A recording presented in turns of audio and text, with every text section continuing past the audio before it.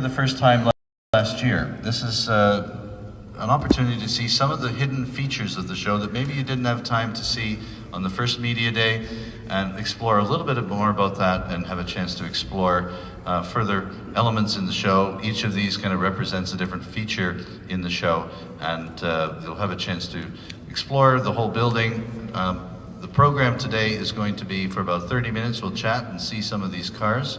After the chats are done, we'll have one parade lap, and then the cars will have to be moved out.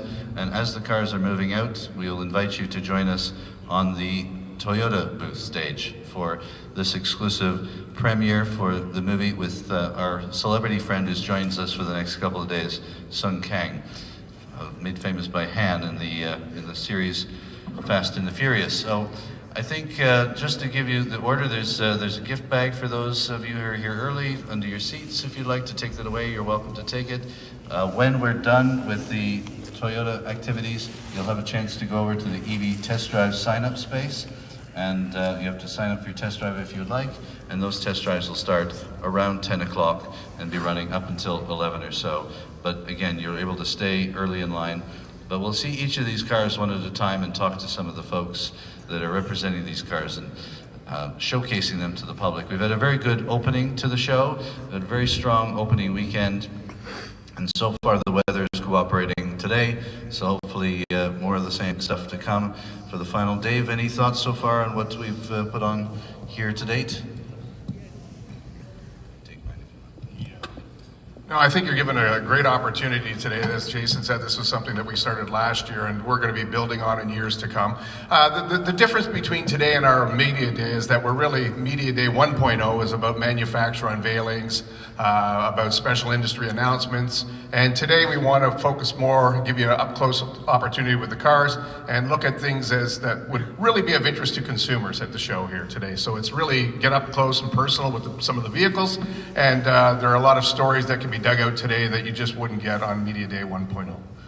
So without further ado, I'd like to introduce a gentleman who's representing the Canadian Armed Forces, Captain Rob Alexander. Can we join us here, Rob? Can you take a seat?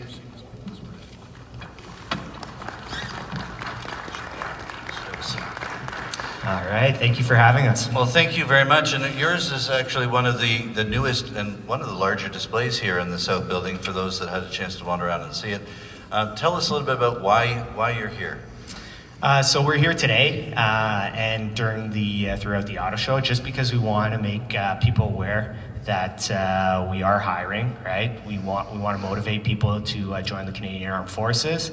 There are over 100 different occupations available, and we believe that there's an occupation for everyone and a role to play.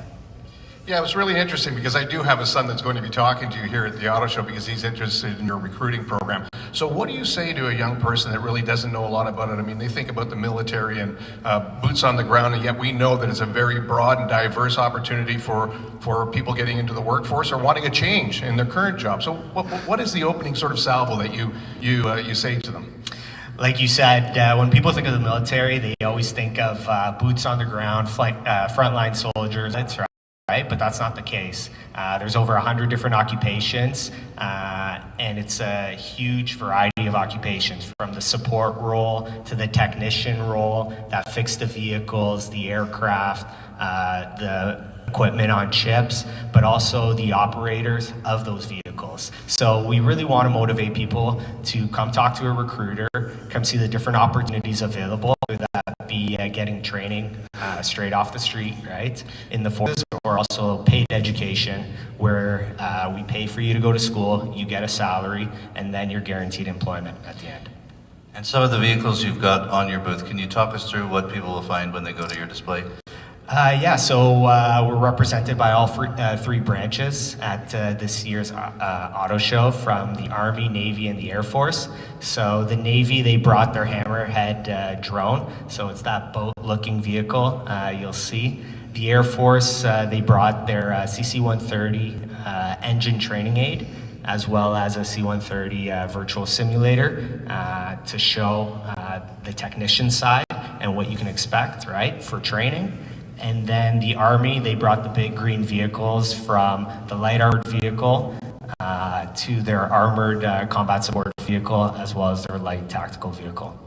And for yourself, how did you get involved in the services in your Air Force? I understand. I am, yeah. So I'm currently in the recruiting world, but just 6 months ago, I was a pilot on the CC-177 Globemaster, flying around the world, delivering cargo and troops wherever needed, right? And I got into the forces. I'm from the city, from Toronto, and I was looking for adventure, excitement. I was looking to join a team in something bigger than myself, right? And the Canadian Armed Forces was able to provide me with all of that and a good opportunity to give back to the country and the people that have given me a lot. And there's a chance now to go in and see some of these vehicles up close. There's one brand new vehicle, or two brand new vehicles on your display. Correct, yeah. So we invite everyone to come check out the Canadian Armed Forces booth, come talk to our recruiters, come find out more about the technician roles as well as the paid education programs.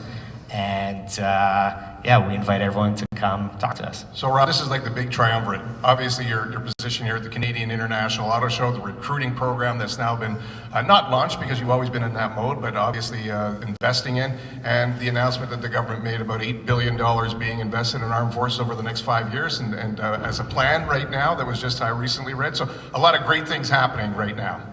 It's an exciting time to come join the Canadian Armed Forces, and we welcome everyone to come talk to us at the booth. Thanks very much, Rob. And Rob's going to be available for those who would like to spend some time and chat further and explore the booth. It's here on the 800 level. Thanks again for joining us. All right, thanks for having us. Thank you.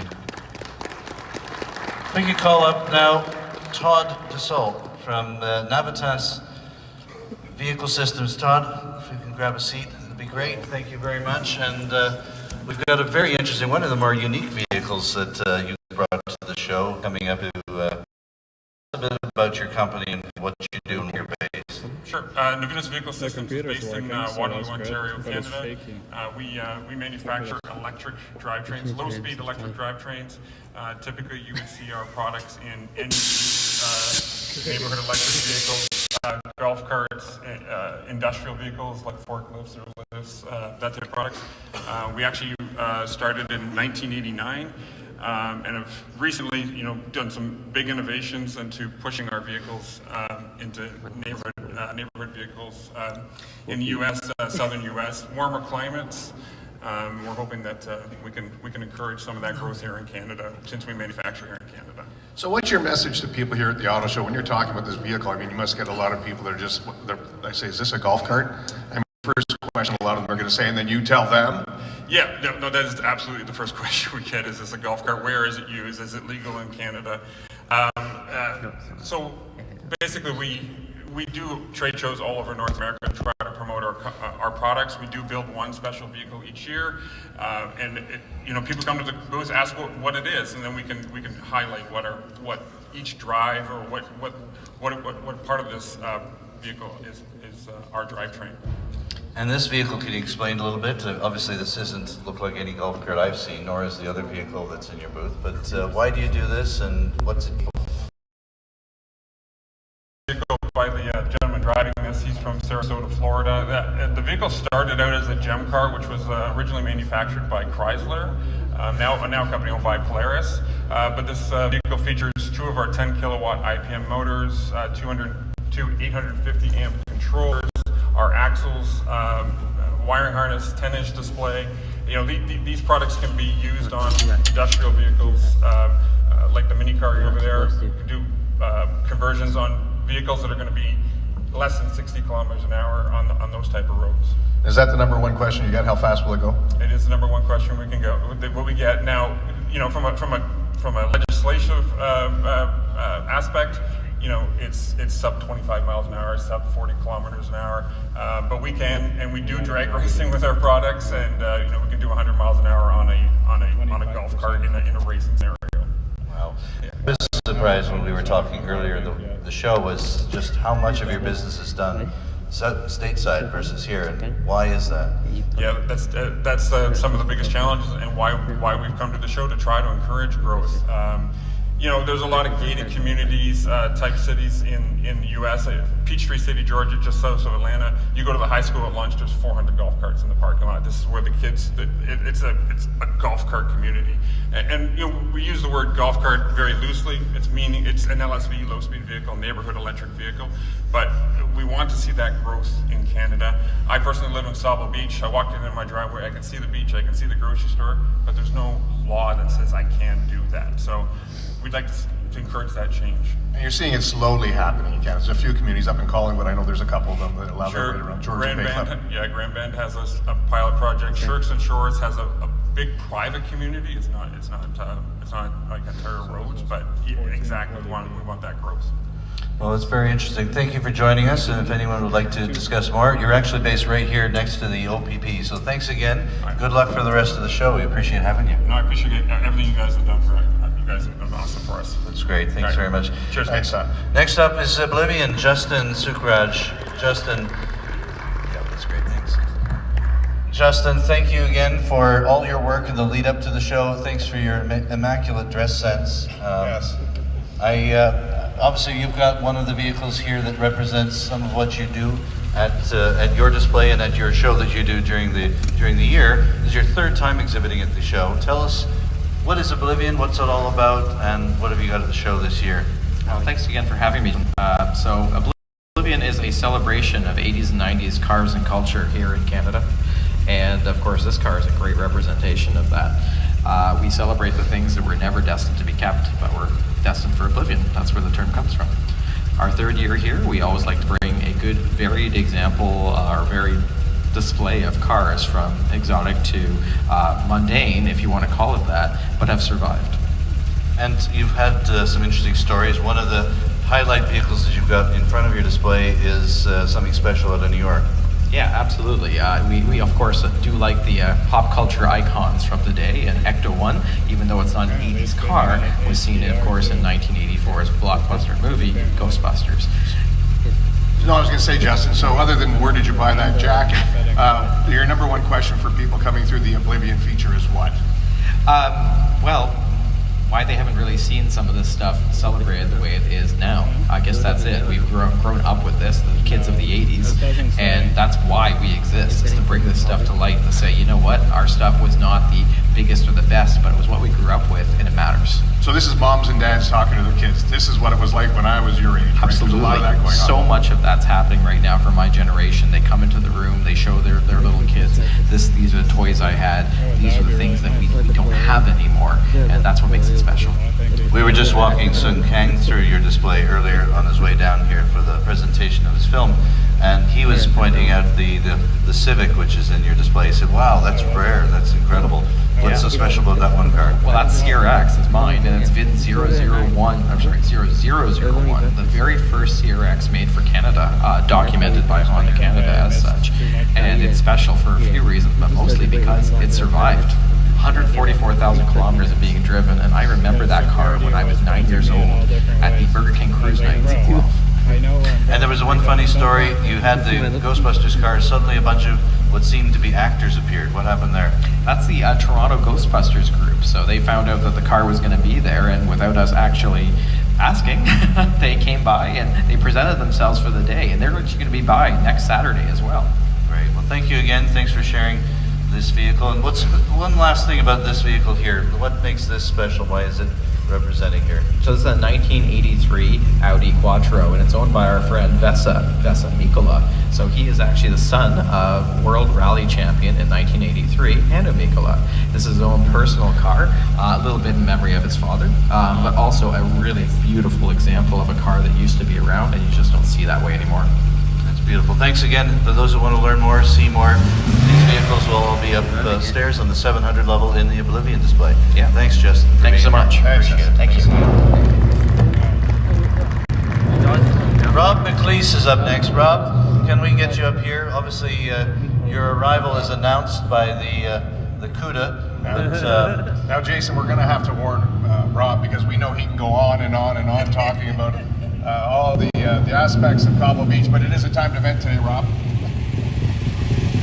Rob, tell us a bit about this vehicle. What makes this one special? Okay, this was first off the line, the first year of production, 1971. It's a 340 Hemi. The color is sassy grassy green. And some people question if that's original. That's an original color. Anyway, it's a definite head turner. It's 275 horsepower, and it's a very docile machine, as you could tell. And tell us about some of the other vehicles. You're based in the 100 level. It's in the vault presented by Simon Eyes. Tell us some of the other special stories of cars that people can find down there. Thanks, Jason. We have a 1906 Russell that was built in Leaside, which is part of Toronto, around Bayview and Moore Avenue, 1906. We have a 1924 Delage Torpedo with a body by Labardette. That car was in the movie Chariots of Fire, 1981 movie that was depicting the 1924 Olympics, so it's very timely. The 1927 Duesenberg, which was built for the for the Chicago Auto Show. It's a one of one.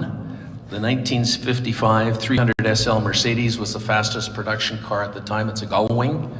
We have a 62 Mako Shark, which again is another one of one. It's a concept car built by the chief designer of General Motors, and it was the precursor to the 63 split window Corvette. Then we have a 72 Lamborghini Miura SV Yellow. Super Veloce, that's one of the total icons of supercars, ending up with a 2003 Alpina BMW Z8. So Rob, is there anything you can tell us about this year's concours? I mean, you and I had a little chat before, you were talking about your position being one of the top ranked concours now in North America, and certainly in the top 5. What can you just give us a couple of points about what people can expect for 2026? For 2026, we are celebrating 100 years of Mercedes, so there'll be some very interesting cars there coming from all over North America and hopefully also from Europe. We get cars from all over North America. Last year we had cars from Victoria, from Newfoundland, from California, and everywhere in between. It is open to the public.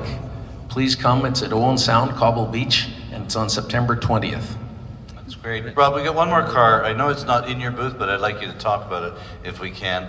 And this is a gentleman, Ken Poor. Ken, if you could bring your car forward, and we'll ask the CUDA to move the line. But this little special, I saw this at the Cobble Beach Concours earlier this year, or at least a collection of some of them, and the amount of people that were smiling and pointing at them really made this a special appearance. Come a little bit further forward.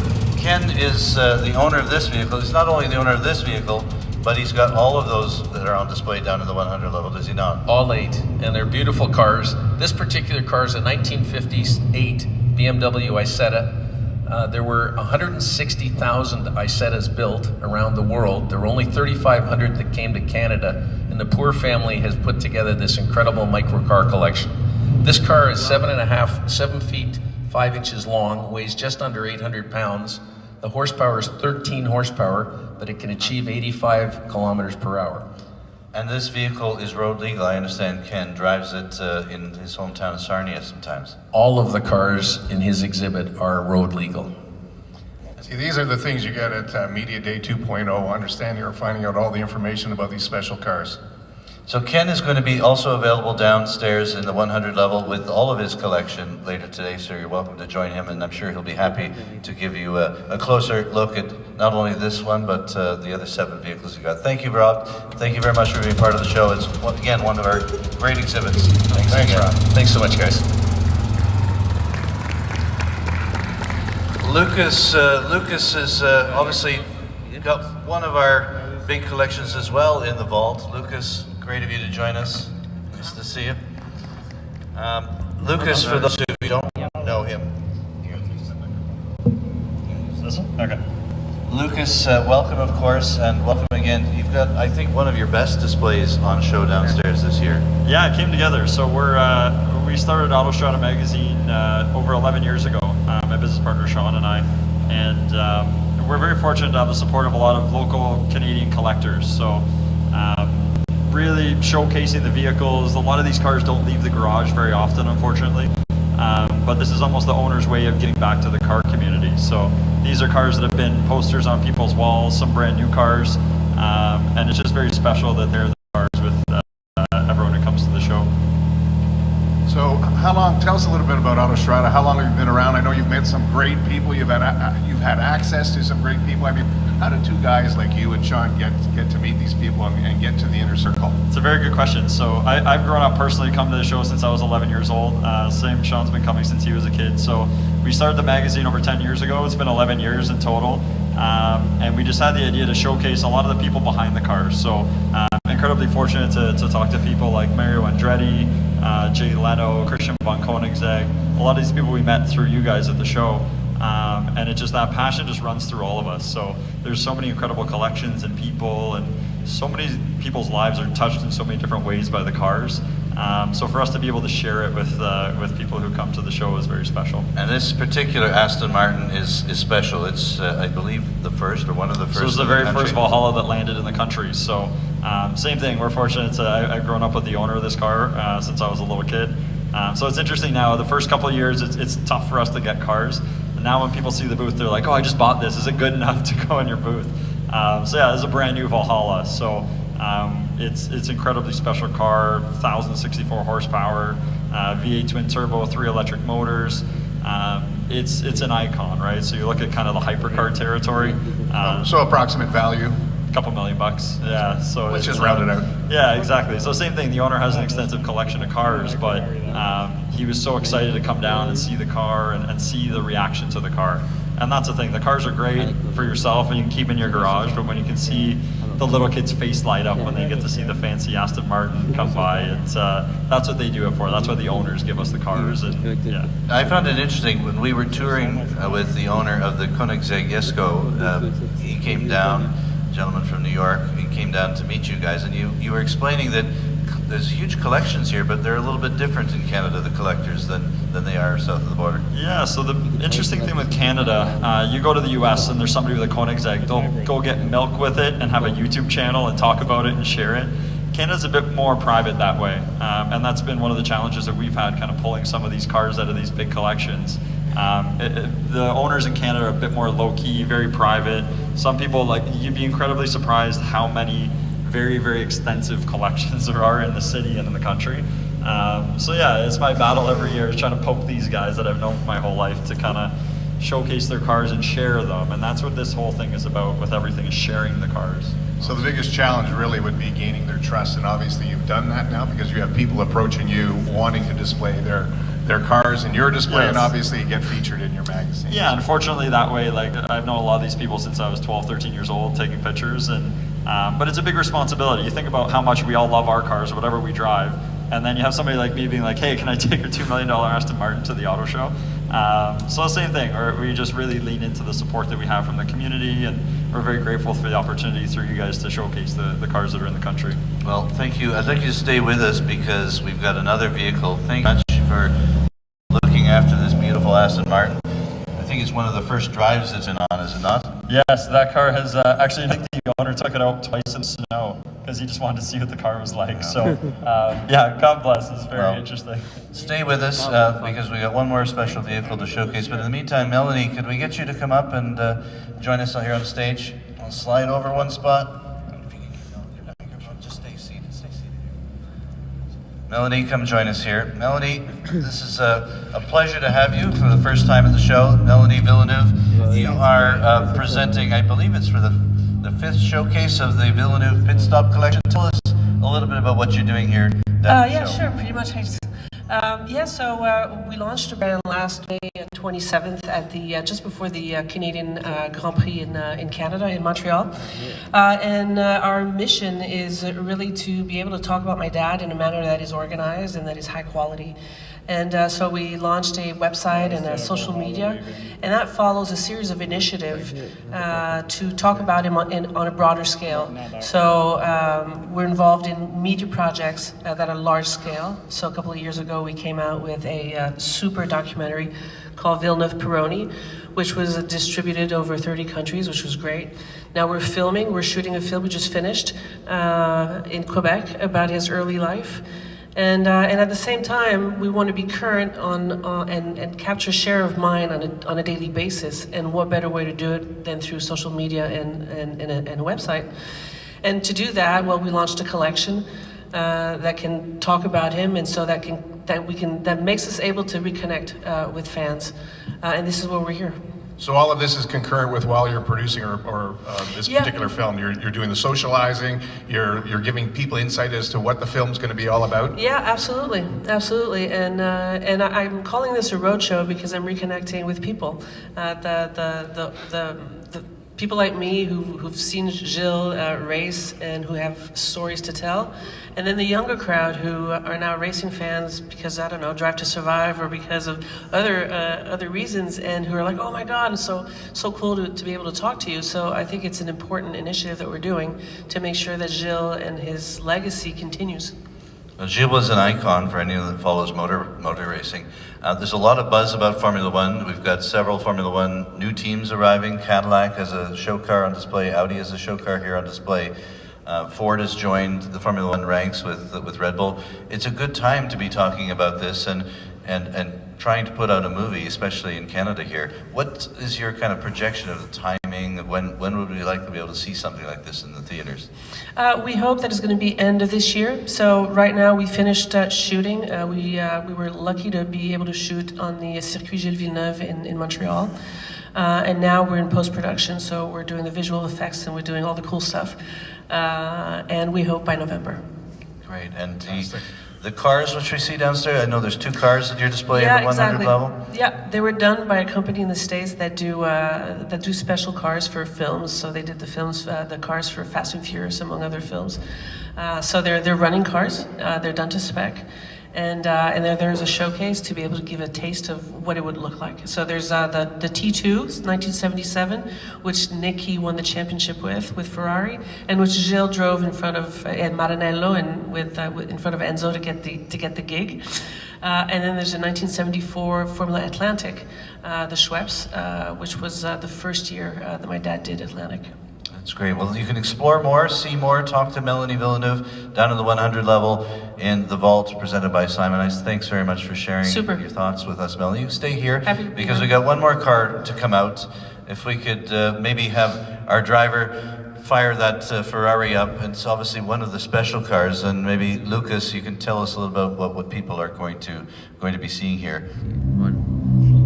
Absolutely. So this is a brand new 2026 Ferrari SF90 XX. So once Norm figures out how to get it into gear, there we go.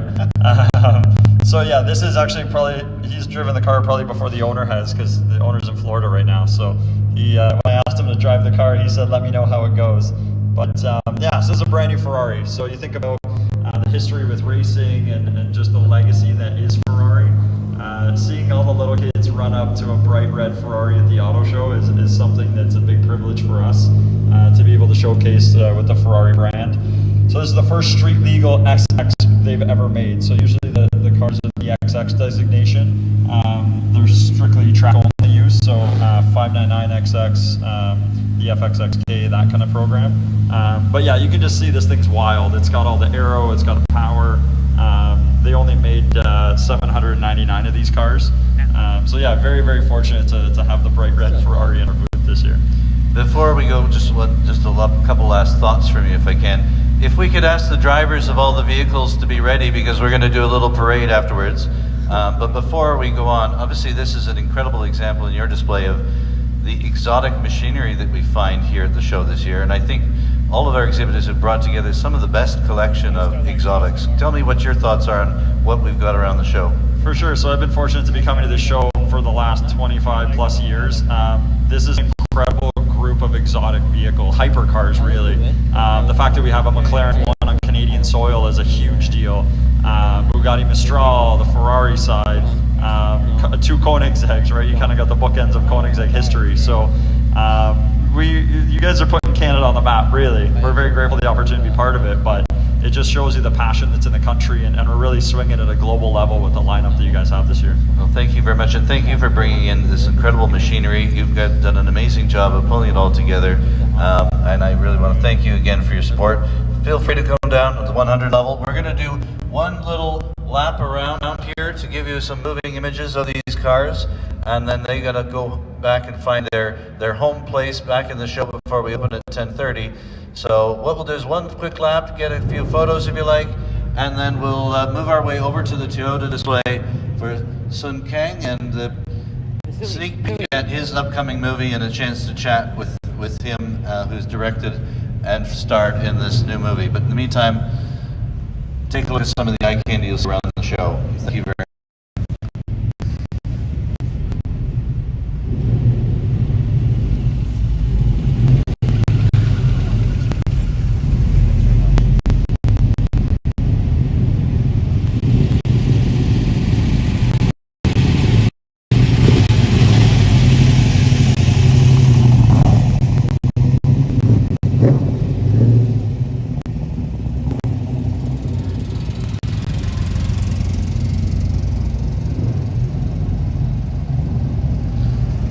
It's very rare to be able to see these cars moving at an auto show, and I think, Dave, this whole test track concept that came about 3 years ago has really worked out well. Yeah, the EV test track was born out of necessity. We came out of the pandemic, and we knew that the market itself was evolving, so we thought it was a great feature to here at the Canadian International Auto Show, and a double purpose here for obviously Media Day 2.0. Well, thank you again. We're going to move now over to Toyota. Make your way into the main Toyota display.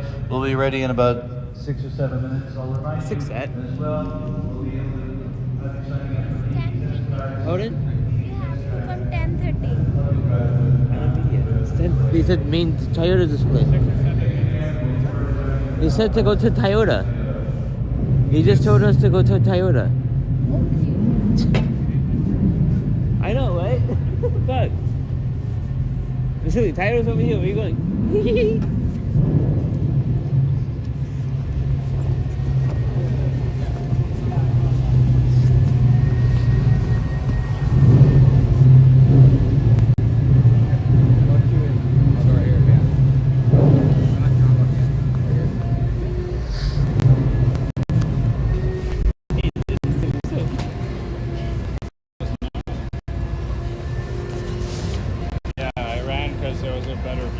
I know you did, but I was not asking to get the bag. Cause I have 3 fucking million things here. You? Yeah, it's too bad. It was green growing Serenity. What? It was a green Aston Martin. Yeah, it's green as well and green. It wasn't blue. No. But, it looks like it was blue. But close enough. I mean, I guess it was a little blinding with the lights. It's so annoying. I don't know why, but... And also hello Julia, and also hello Kelvin, who I'm not seeing the chat. That's why I'm streaming in 4K, so I can actually take the video for myself afterwards. No one's here. Okay. High quality. Because I don't like recording on screen. This is like that, but I'm on, so I don't. Let's see if you'll look. Huh? Which one?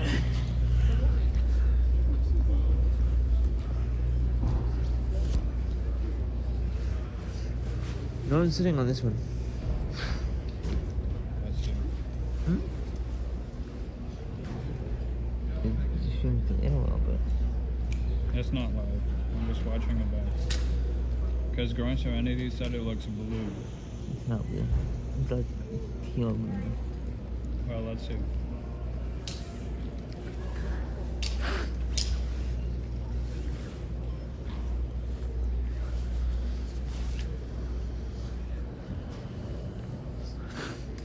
I guess you could say it looks blue, but it's not technically blue.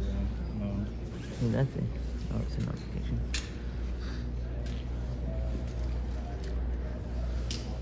I'm gonna get this out of there quickly. You drove here? Oh, no, you didn't. Never mind. That's like a teal. It, Like a sign blue. yeah, It's not green. Same blue. I guess you could say it looks blue, It is. but It's blue. it's not really. It's more green than it is blue. Because of here. I don't know about here, but I no don't one's know here. who that is. Not my phone. Alright, thanks for tuning in, everyone. And it's very early morning. Not early.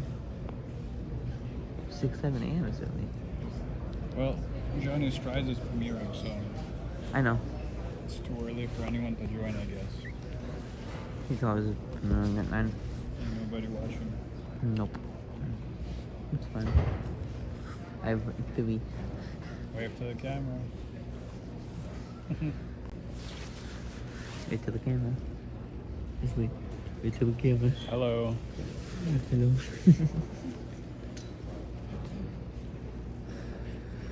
Hi.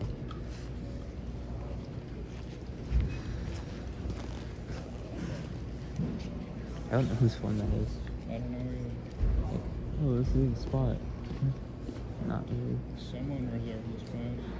Who knows who that is? Hopefully we didn't try to reserve this one. You know what? What was that sticker anyhow? That they put in there. Just not look at it.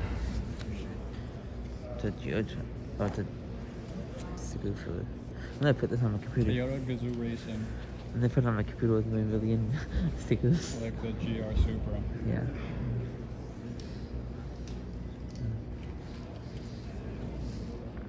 Are you gonna do test drives later? After this? I have my driving license. I know. Are you gonna do it? I just don't know if I can keep the stream. I'll end mine and then I'll record you. For you. Or you Sure. can record a video for it. That could work. Yeah. I have my big power bank. Yeah. That actually came yesterday. Mhm. Brand new power bank. Mhm. So it's high end to power this cable. But yeah, we'll figure it out. Oh yeah, that's Q&A's, right? But you know, Sunday's the last day, Alex. For what? For the AutoShow? AutoShow, Yeah. He says if he feels better. Well, if you don't, then you kind of missed out. Yeah. I knew he was gonna do this. Not really though. Oh, he wouldn't be here though. Well, he couldn't be here. Not for the media. He had to have media. Yeah. He said he's gonna take Tylenol. You know Not what's his crazy? shoes. What? I went in the entrance. They Hmm? scanned my badge. Yeah? Then I go to the escalators, and the guy at the escalator stopped me. You going the wrong way. He's Right? like, "Oh, you need a media badge." I'm like, what's on us? I just scanned it in front of you. What I do you know. mean? They did that to me earlier too. What do you mean? I think it was the same guy. Did you come from north or south? South. South. The I same one that went came, straight right? into this building. Yeah. From Same the from the Up Express plat, right? Yeah. Same way that I went. Yeah.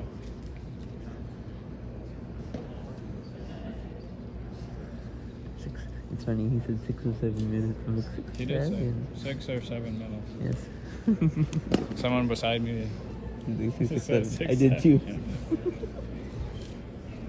I did too. Hopefully we don't get copyrighted for this. Oh shit. Yeah. You didn't think of that, did you? I did not. I guess we'll find out. Yep. We probably won't because he's the filmer, right? So. I mean, everyone's filming this now. Yeah. So I don't know, like, it's only a short clip anyhow. It's only a sneak peek. Hopefully it's not all as long. Yes, the sillies are right This there. minivan says AFC Toronto. Mm-hmm. And we are also with Liam. He figured that out. Yeah, there's a lot of people now. Oh. Thank you all again for being here today, and I also want to thank very much Sung Kang and his team for coming all the way from Los Angeles to showcase the upcoming movie Drifter. What we're going to do is we're going to watch a little clip here of the movie that's going to be coming in the fall of 2026, and then to the star himself. So let's roll with the video and see what's coming.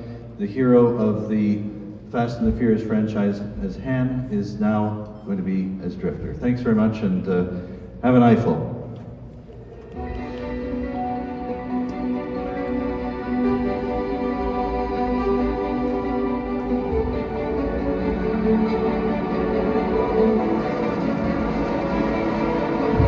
Your solo act. Always by yourself, don't let anybody close.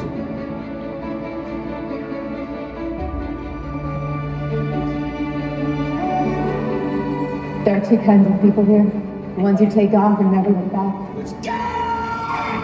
Go! Go! stick forever.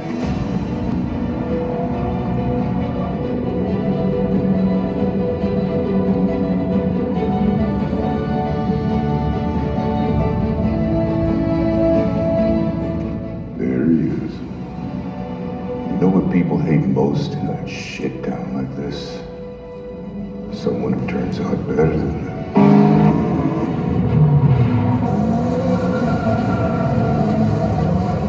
You know he's gonna let you down. He's a lowlife.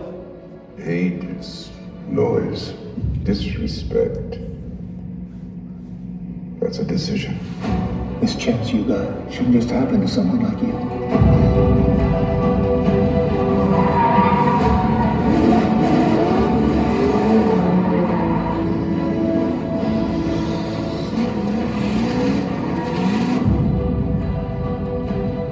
I'm gonna go someplace in my life. Please come with me.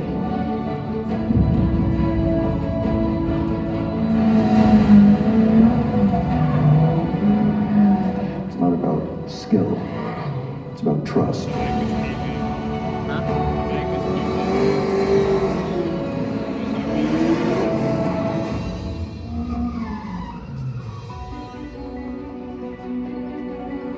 saw red for a second there.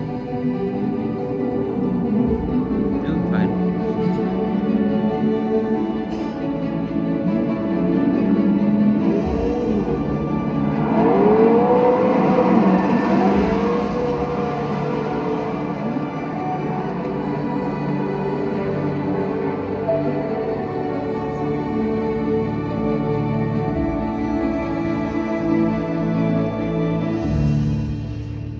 Ladies and gentlemen, round of applause. Let's welcome to our stage the hero of the movie, Sung. Thank you very much for joining us here.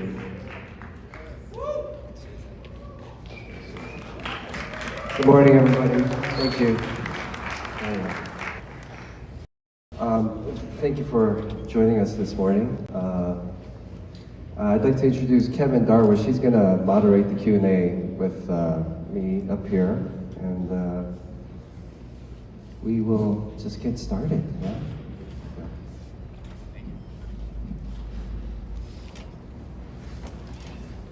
All right, so Sung, you wore a lot of hats for this film. You were writer, producer, director, actor. Can you tell us what this film means to you personally? This film means, how do I say this without getting emotional? This film represents hope for me. I yearned so much over my career in Hollywood to play and be part of projects with substance.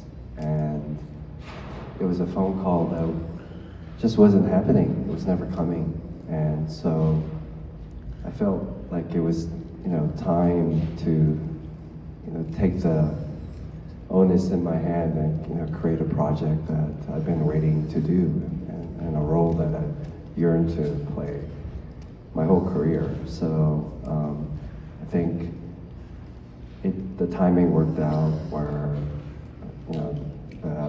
the car community was ready for a film like this, and the car community was ready to support something like this. So I use this word hope, and that is also, thematically, the through line of the film as well, for the character of Tree. So, yeah, hope. And can you tell us a bit where the idea for the film came from exactly? Sure. Originally, I started this project around 4 years ago.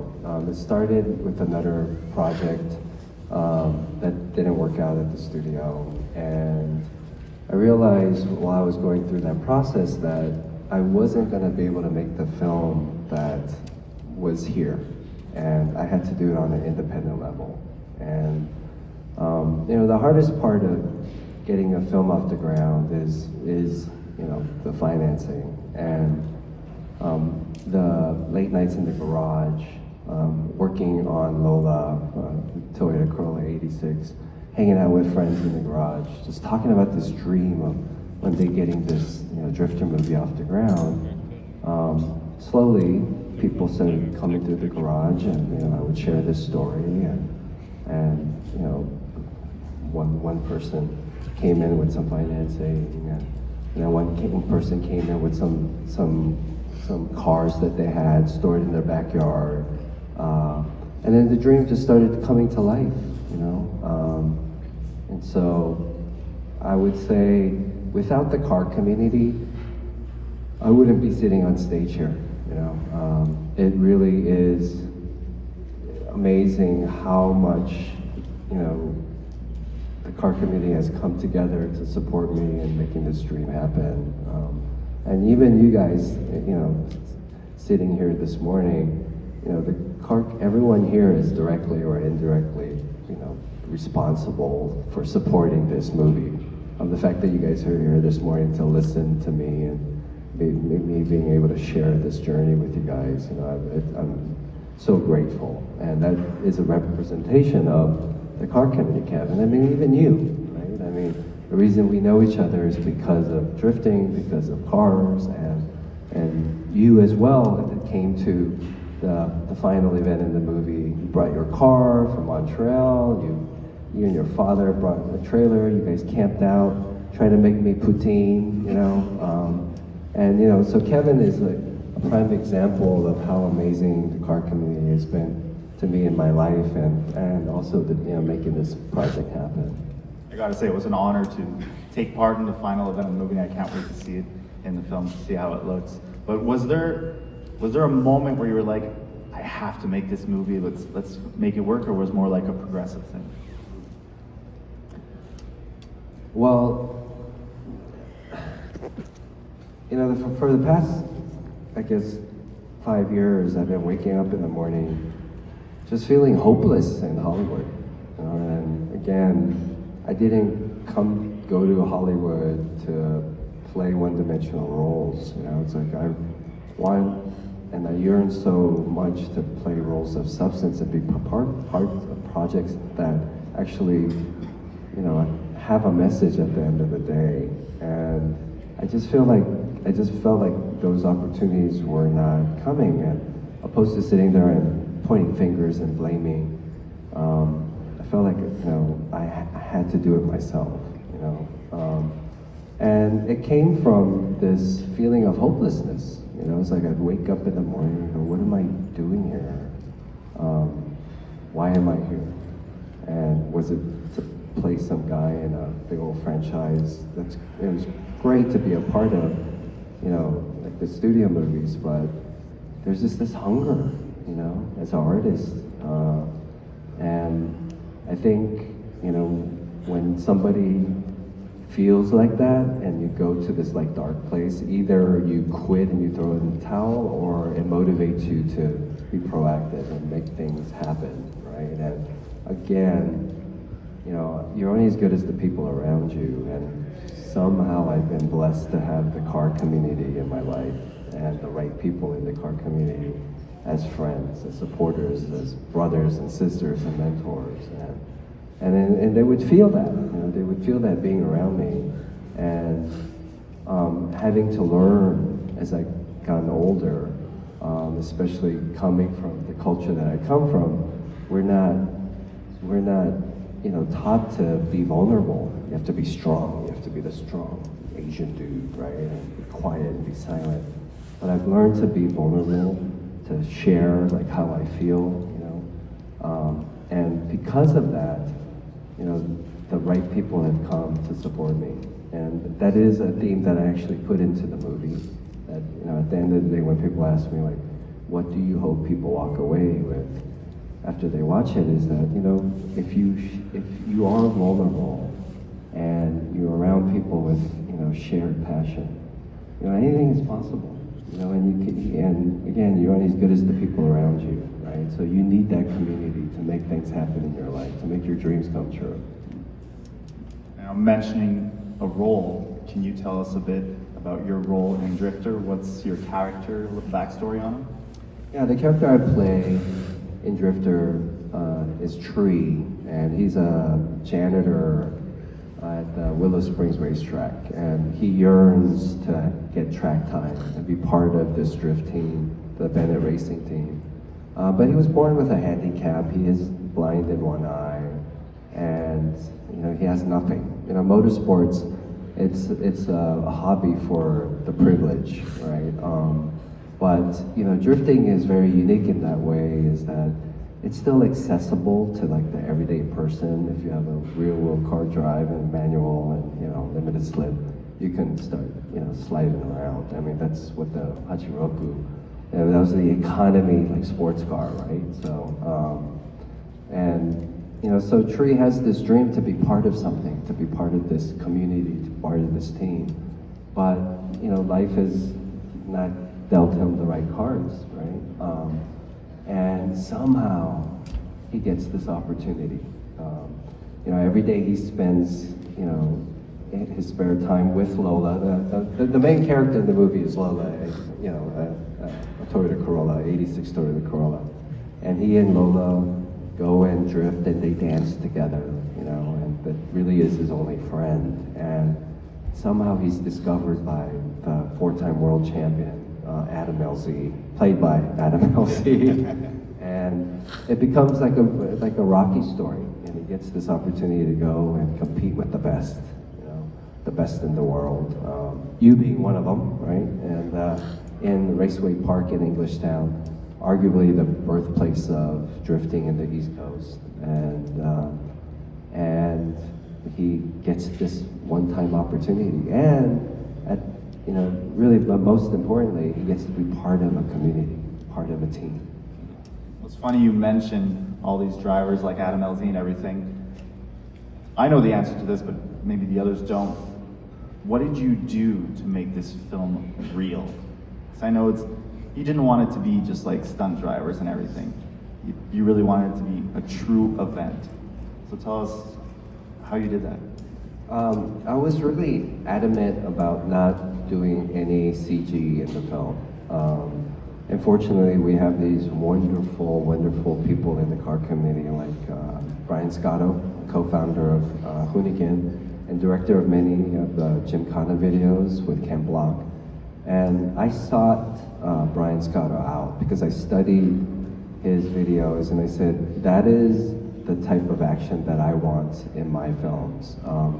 And he coined this phrase called the honest angle, is that today the viewer is very savvy. They know when there's camera cheats or there's special effects or when the driver's not really driving. And so I befriended Scotto. I picked his brain, shared with him my idea, and we just connected. First of all, Scotto is a cinephile, so we were able to talk about the films that we love together, and talk about this idea of honest angle, not just within the action, but even within the characters, the emotions, like keeping everything honest.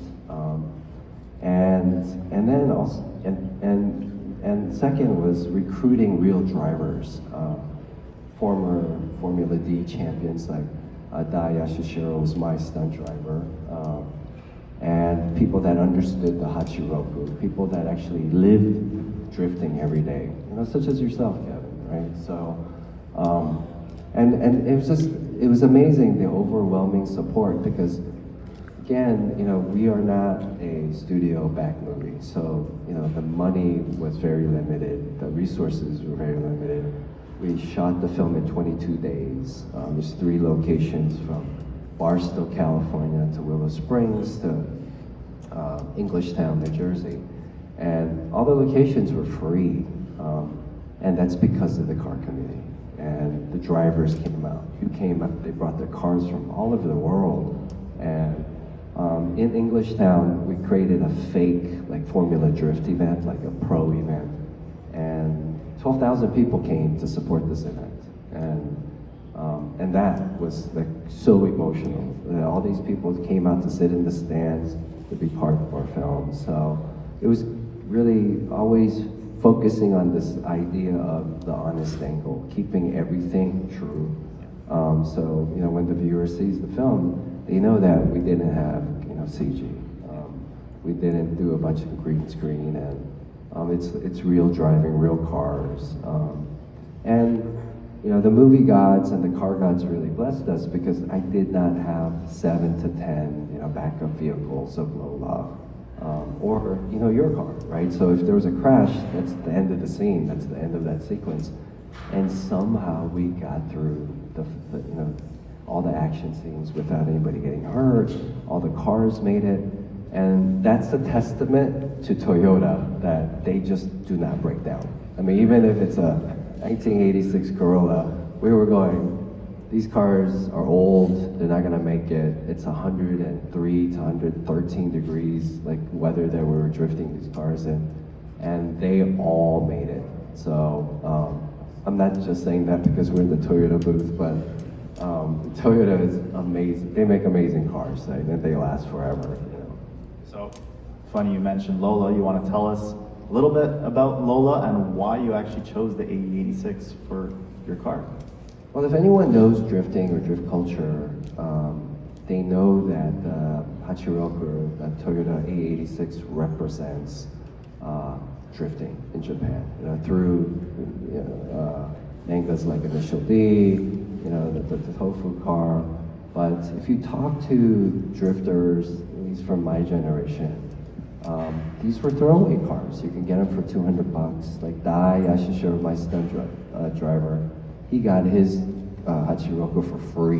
And because I asked him, I go, why the Hachiroku? He was like, because it was free. You know, they were plentiful, they were reliable, and they are also really beautiful. You know, they're like, they have timeless design. So they became now like, they are like, she is the grandmother of drift cars, right? So if I'm gonna make a honest angle movie about drift culture, what car has to be the star of the film? It has to be the Hachiroku, right?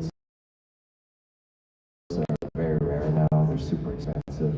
But again, that's where the car community came in, that, you know, I was like, we're not gonna be able to afford to like buy these cars, right? But Chris Marion, one of my buddies, I call him the Hachiroku guru in LA. He has like 6 of them in his backyard. He donated a couple of them. All the parts were donated. Parts that we can't get 3D printed from friends. Taka, oh no, he has a drift school at Willow Springs. He sold me 2 of his Hachirokus that were built for the desert. That I think he said about 180 plus students learn drifting in these Hachirokus, so they have this amazing soul and spirit to the cars, right? And then Dai, my stunt driver, he knew that when we went to the final event that we needed a fully built out, like pro drift spec car. And he knew that I didn't have the money to do that. So he took one of his cars and he put an LS3 and built a full like drift, like pro car.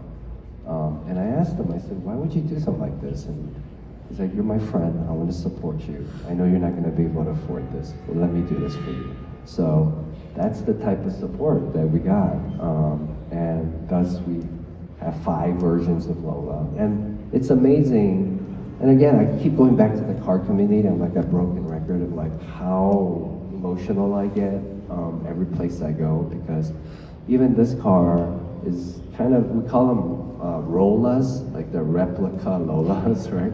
But every city I've gone to, a Rola shows up because somebody wants to like, you know, contribute, and they know that we can't afford to ship out the Lolas out to, you know, Toronto. So this one shows up, right? And then we're gonna do a photo shoot and like drive it around Toronto. And it's just amazing how tight this community is, Kevin, you know? So yeah, that's why Lola, I kid, but like Lola is the star of the movie. She's #1 on the call sheet.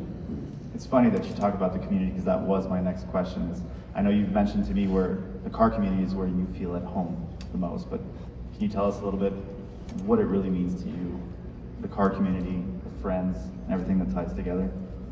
Yeah, you know, cars have been a part of my life since I was a little kid. I did not come from a family that had the resources to have hobby cars. You know, it was like a movie, you know, family structure I had, but cars cars and garages always represented a sanctuary for me. When I was a kid, I would roam around the neighborhood, and this old Korean war vet let me hang out in his garage, and he was restoring his 63 SS Impala.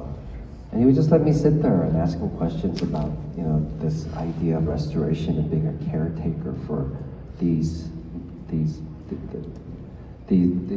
like, you know, like parts of history, right? And you know, when you're a kid, you don't really understand like what's going on. You just go, hey, it feels like a safe place. You know, they're making me chocolate chip cookies, and, you know, let me hang out.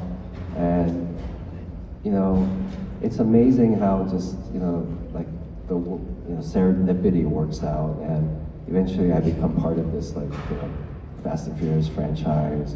And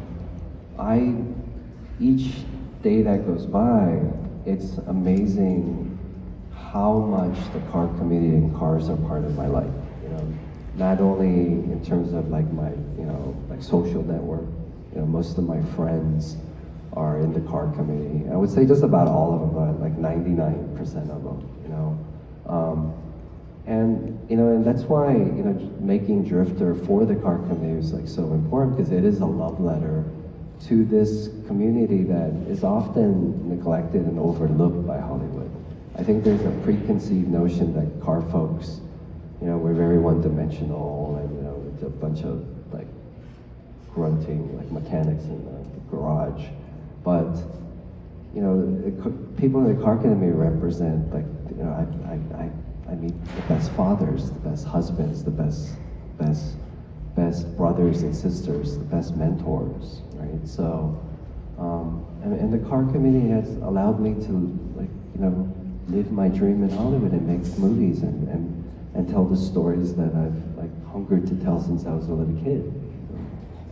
So we're gonna wrap it up with one final question. How do you want the people to feel, the audience to feel after seeing Drifter? Is there a message behind it? I know you mentioned hope. Is there anything else that you want people to feel when they watch Drifter? You know, in a world today where every time we go on social media or you turn on the news, I feel like we're being programmed to find our differences and hate each other. And it really saddens me. And, you know, for me, the reason the car community is so important is that when I look out here, there's people from all over the world, from different cultures and different backgrounds. And I feel like it's necessary to find things that we have a commonality, you know, a similarity, a shared passion for. And I hope, you know, Drifter represents that for people. You know, like the movie has to speak for itself. You know, it's like I don't expect or hope that the car community just comes out because, you know, there's a bunch of cars in it. I hope people enjoy it and they talk about it because it's a good film. But, you know, that is really what the theme is in the movie, is that, you know, through vulnerability and finding a shared passion, and if it happens to be cars and drifting, that's great, is that you're not alone, you know, and anything is possible with the other community, right? So that's what I hope that the movie represents, and I hope it brings people together. And, you know, this morning is a perfect example.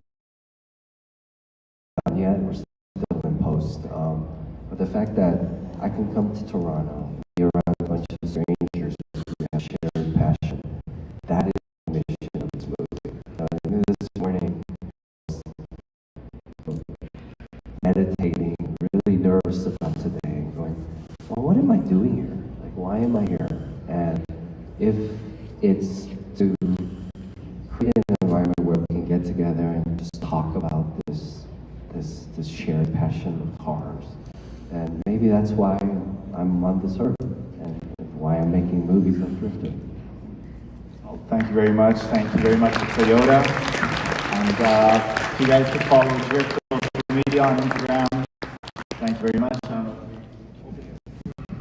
Yeah, we can do a couple of questions. If anybody has any questions in the crowd, you can stand up. Raise your hands, Chris. Oh, we have an extra mic. There you go. I know you're lining up. Hold on.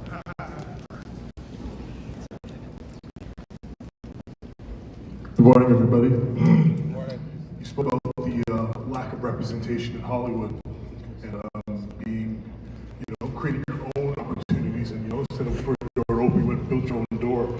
Can you speak about the kids that are coming here to see you in this film and what it means to kind of, stand and bet on yourself in this situation? Well, I feel like kids today are way ahead of the curve than my generation. The fact that when I meet Asian American kids today, they have a different swagger than I have or I had, because it's all in their hands today. They have control over it. There's distribution via social media, via YouTube.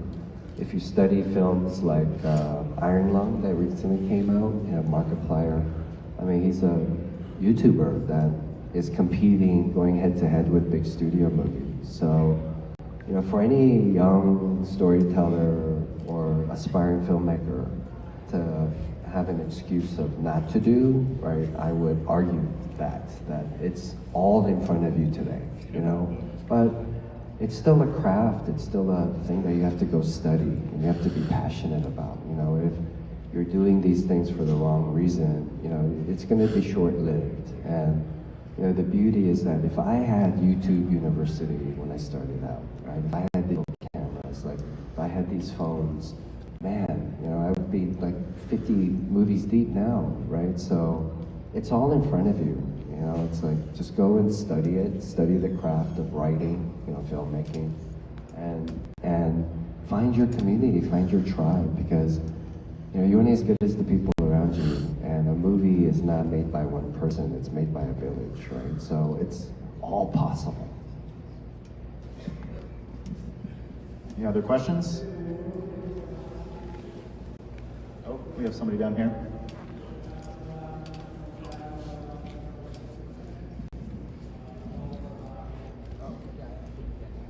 Hi, Sam. Hey, you mentioned earlier that the character in the movie had nothing, pretty much, and you had nothing too, growing up. So what is your message to the aspiring, car enthusiast that doesn't have anything at the moment, but still wanting to obtain, maybe the simplest car, modify it, and, become you maybe in the future? Again, I go back to the beauty of the car community, is that there's so many folks that are just happy to talk about their car. There are car events every day. I know the weather isn't as nice in Toronto as Los Angeles, but in LA we have a car event almost every day. If you have a passion for a certain, type of car, and then you just go online, you go on social, and you go find that tribe, you go find that community, and I guarantee that you will find people that are willing to teach you, to let you in the garage, and brag about their car and their new wheels and stuff. But you just gotta ask, and that's where I stand behind my car community, is that it's such a group of people, and look, I'm not gonna say that everybody is amazing, but I would say the majority are, and just have the courage and be brave and just ask, just hit somebody on the DM, so, and then you will find the platform that is right for you, right? And the beauty of cars is that there's something for everybody, and you don't have to start with the most expensive car, right? It's I think you go and you find that group of people, right? And there's something for everyone out there, and if you are willing to get your hands a little dirty, you can wrench and you can go find something and fix it up, right? And you can grow from there, right? And if you're smart, you can use each car to get to the next car. You find a junker and you fix it up, you modify it, and you sell it, and you just keep growing, right? So. Got somebody here. Two? Are we cut? This will be the. Okay, we'll add this question to this ground. Okay. Are we done? Last one? Last one? Yeah.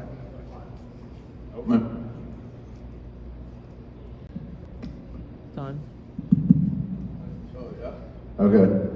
So you mentioned, I had this whole big question written on my phone, but you mentioned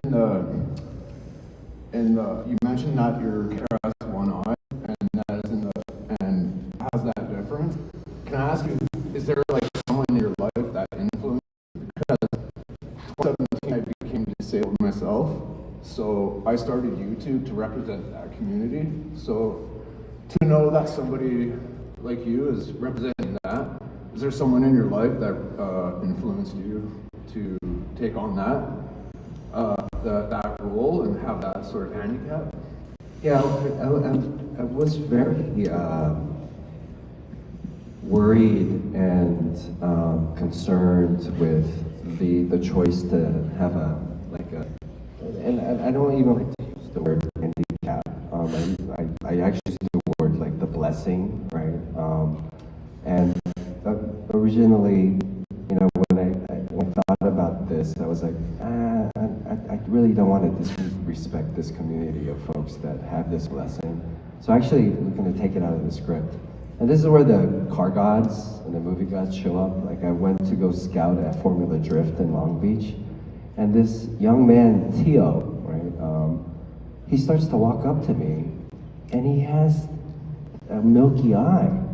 And he was a driver, right? And I was like looking at him, I'm like, no, this can't be true, right? And he walks up to me, and I asked Tio, I was like, hey, can I talk to you for a second? And I shared with him this idea of like having this blessing in the character. And I asked him, I said, so you're a drifter? And he's like, yeah. And so can you kind of tell me like the background? And he was telling me,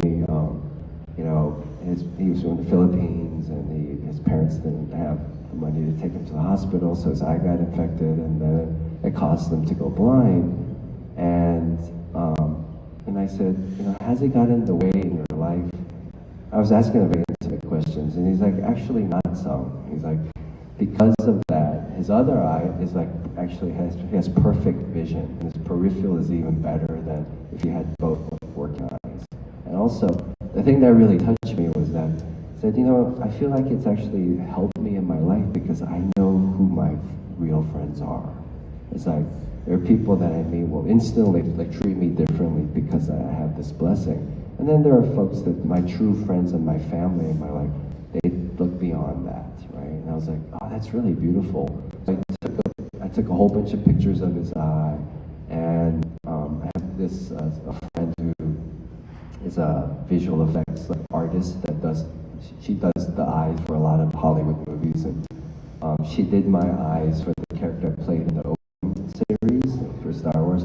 So she did a exact replica of his eye, right? And so I really used him as an inspiration, and it really is like dedicated to him. And thank you for sharing. Is that I often this blessing, the blessing of folks is like, I feel like exploited in movies, right? And what I really appreciate about this is that we don't really address it. We don't talk about it. It's not a hindrance. It's actually a blessing in his life, right? So I feel like it was the way to honor, Tio, and honor exactly what you were sharing with us. Thanks for the question. To anybody that's part of the scrum, you could just go to the right, just stay clear of the Treno because they'll be moving it out. Thank you very much. Thank you, Sam. Thank you.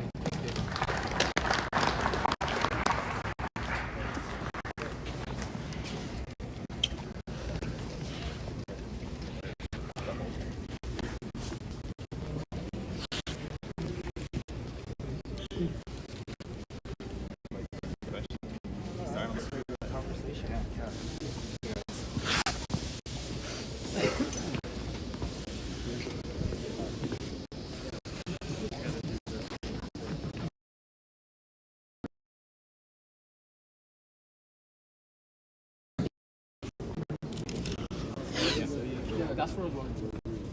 Oh, the meeting scrum's just over here. Oh, yeah. We'll get you set up. Thank you.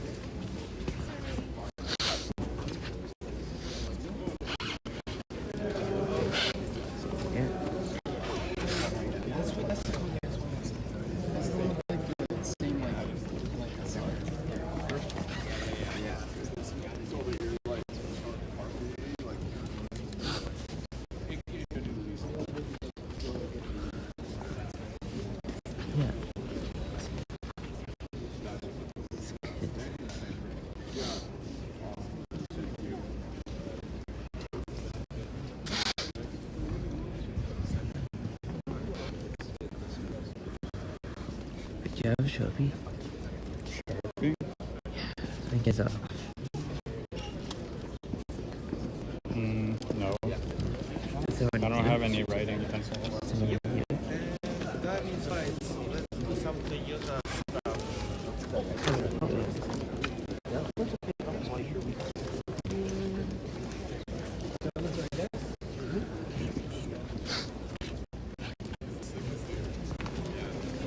I know. Yeah, it's going to be.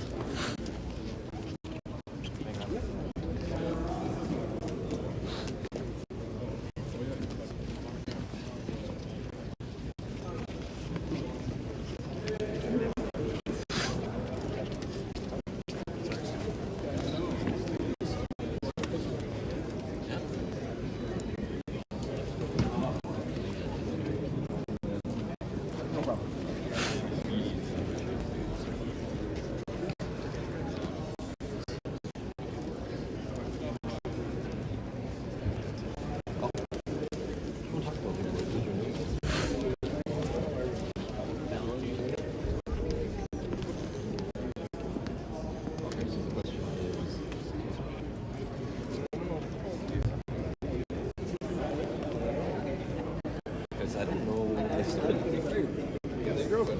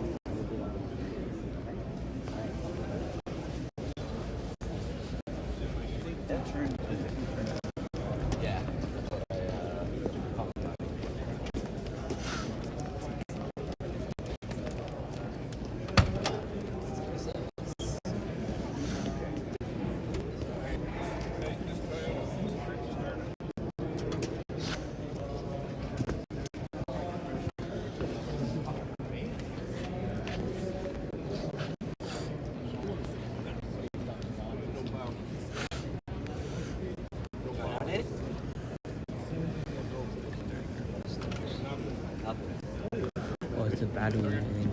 The battery's not charging it. The battery's not back on.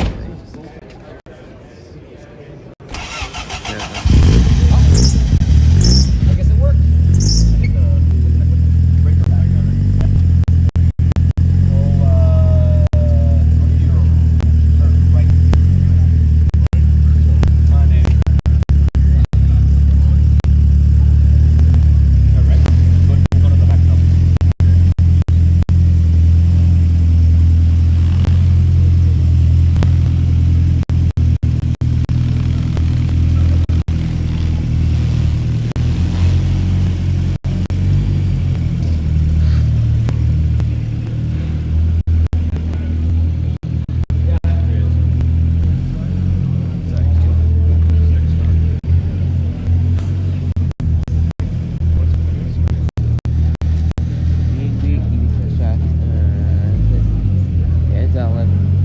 Meet and greet. Which is in 45 minutes. Can we have a thing?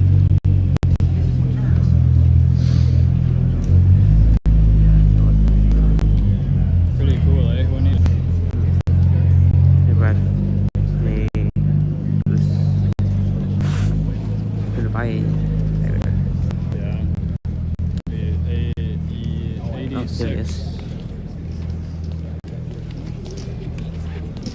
Yeah, good. Had to do it. I think it is over there.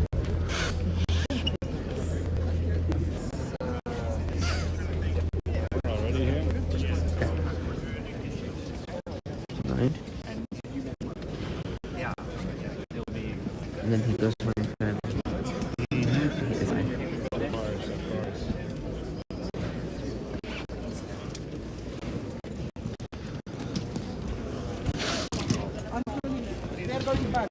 Sorry. For now.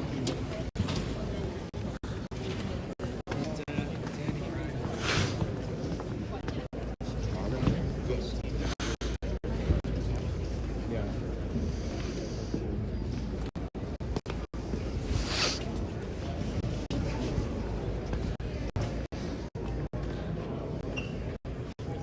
Sorry.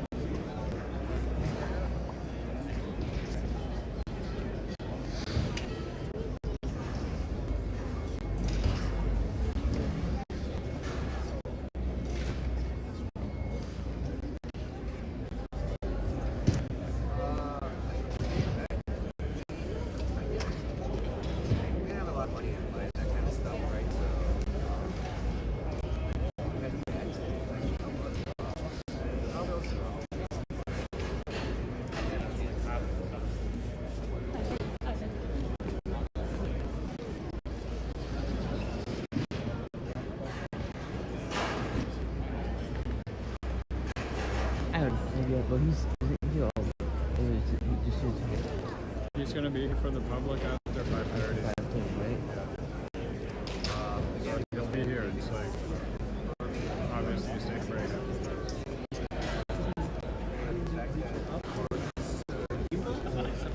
It's mobile.